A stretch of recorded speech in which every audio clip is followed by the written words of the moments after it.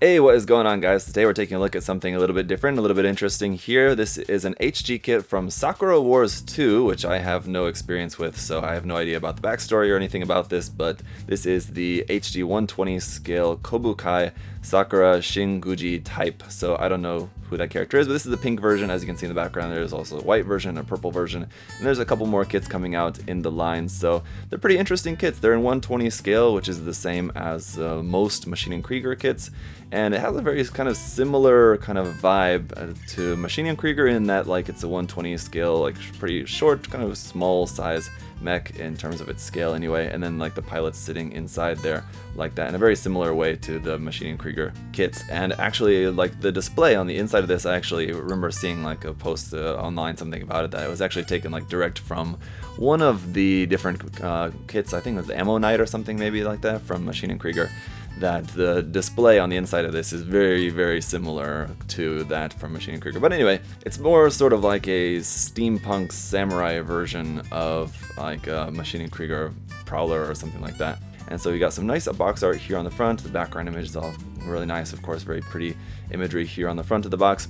And as always, guys, as we get into it, big thank you to USA Gundam Store for their support. Check the link down below in the video description there. There's also the USA Gundam Store code that you guys can use there, ZakuAurelius10, and that'll save you 10% off everything there on the site, including this and anything else you guys want to pick up. So we got this same image there on the sides of the box, but here on the bottom of the box, we can see a little bit more about the kit. There's the front and rear image. It's got these interesting cables and pipes all going around here on the back like that. So it's just kind of very unique design for this.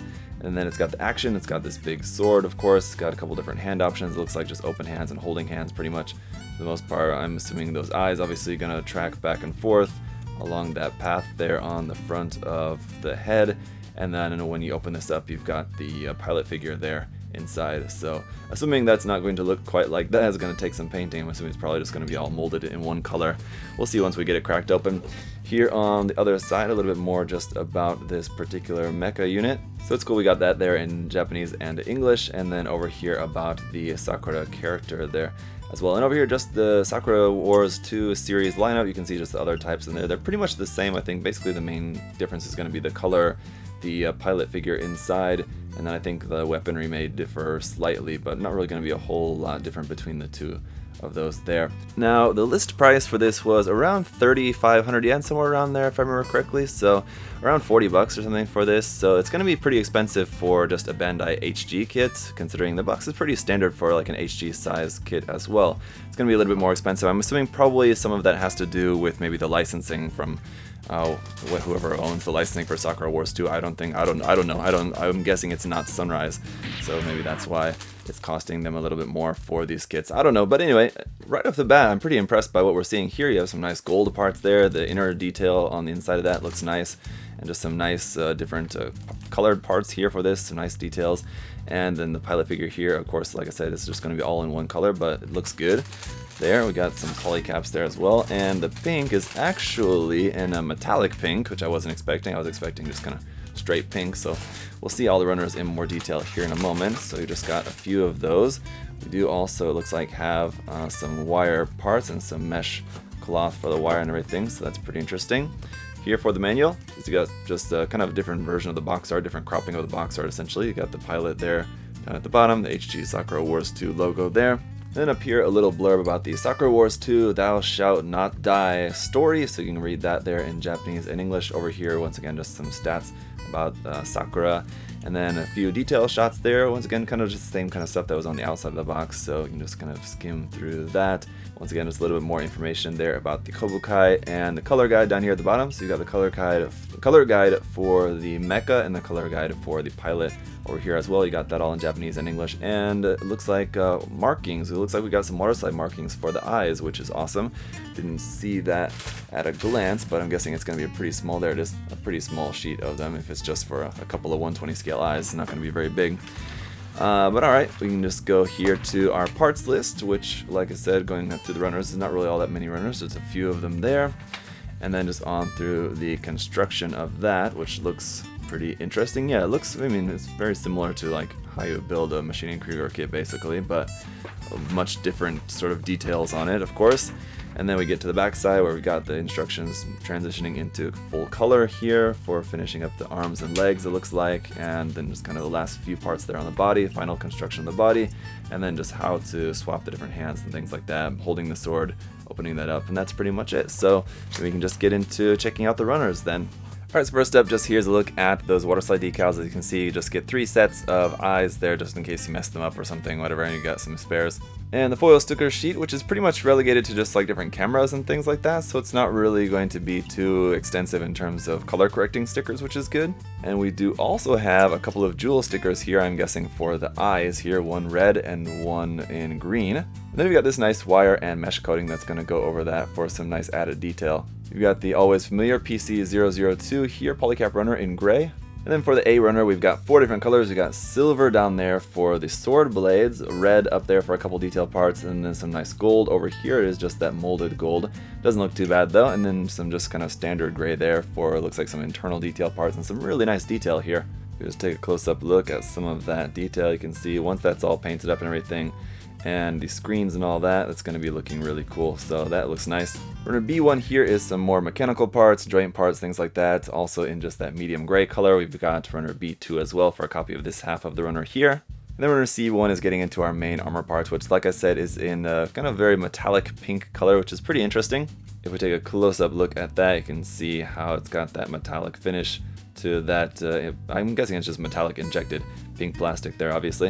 And then runner C2 as well, just some more of that, and we've got 2 of this C2 runner, so I'm guessing probably parts for mostly arms and legs and stuff. And finally, runner D1 here is our pilot figure, which as you can see looks really nice. The detail on this is also very cool. And what I love about this especially is that it's in hard plastic, not that soft plastic. So I really wish that for those old master grade figures that we used to get in the master grade kits when they used to include pilot figures in them, but they were molded in that soft plastic, why couldn't they have been molded like this in just kind of standard hard polystyrene plastic? I don't know, but I'm so glad that they did that in this case. So it looks pretty interesting to be sure. I'm going to go ahead and just get this all built up and then we'll see how it looks. Alright, here's how it's going to look when it all comes together. It was a pretty fun build. Again, if you guys missed the live stream build of this, I did build this live, so you can go back and check that out. That video is stored here on my channel. But yeah, building up like the interior of the cockpit was what you build up first, and then the main body, all the armor around that. That was most definitely the most interesting part about this build. Once you get to the arms and legs, then later, it's not quite as interesting as they're pretty basic, pretty simple there. On the arms and legs, they're not quite like the nicest point of this kit. Definitely the most interesting and the nicest parts of this kit are all there on the interior or just around like the main body of it. So it's a really fun build. No matter what you think of the overall aesthetic of the design of this, and I still am not totally convinced on the aesthetics of this design either. I think I really enjoyed the build of it, so if nothing else, it's a fun build, that's for sure. So as far as the detail, just how it ends up looking just straight out of the box, it does look really nice. I think the gold accent parts look pretty nice around there on the back. You have a lot of detail just made up by just the rivet details around on there. And it's of pretty decent sizes, we'll see here in a little bit when we take a look at some comparisons. So overall, it ends up being a really fun build. Let's take a look at just some of the articulation that you get out of it now. Alright, so first up, we'll just start here with the obvious. As you might expect, these eyes on the front here will rotate side to side as far as those are going to go. I feel a little bit sticky though, and because of the length of that part like sticking out from the inside to like this main part on the outside, I'd be a little bit worried about that maybe snapping once this is painted and everything. If you're not careful with that, that could break maybe, so just be a little bit careful with that. But those stickers there for the eyes do look pretty nice. Those end up looking good. Up here on the top, you got this hatch that will open up like that. You got these flaps that will open up like that, and you got some nice gold parts up inside there as well, like that and like that. Down here at the front, this part is just on a ball joint there, as you can see, as it just pops off kind of easily, but that will be able to move around a little bit to get out of your way if you want to do certain poses. And these like square vent bits here on the side are also able to move up and down a little bit, but I find they fall off very easily here as well. So see, they're just meant to plug on there with this C-clip, but for some reason I'm not getting a really tight connection there for those, so they'll just be a little bit careful with that. The same thing for this armor up here above the arm. Is meant to move up and down a little bit, but be careful with that because the way those plug in as well. Just a quick note of the nice detail up inside there. But this one, I already got some major stress marks on that just from trying to push it in. It's just meant to just like pop into place there. It kind of didn't really want to do it all that easily, so just be careful with that. For the shoulder joint, as you can see, it's the typical kind of swinging polycap here that will swing out to the front a little bit like that, so that whole shoulder joint will come out just a little bit there, otherwise it's just on a ball joint. Ultimately though, you can raise the arm up pretty high like that, is pretty good. And then between the pink and gray parts there, you do have some rotation here as well. As far as the elbow joint, that is going to be about it, about 90 degrees from straight to the full bend there. It's kind of barely 90 degrees. As you can tell, very obvious seam line here between those parts. This piece though, the upper arm is one solid piece, so that's pretty good.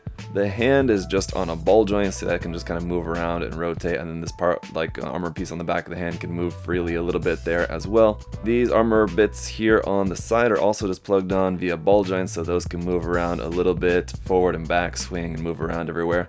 Interestingly, these pipes on the back don't move up and down. They're plugged on in a certain way so that there's a peg in there to keep them straight. So I was actually expecting these to be a little bit of an annoyance, to have to line them up, but actually you don't have to line them up at all.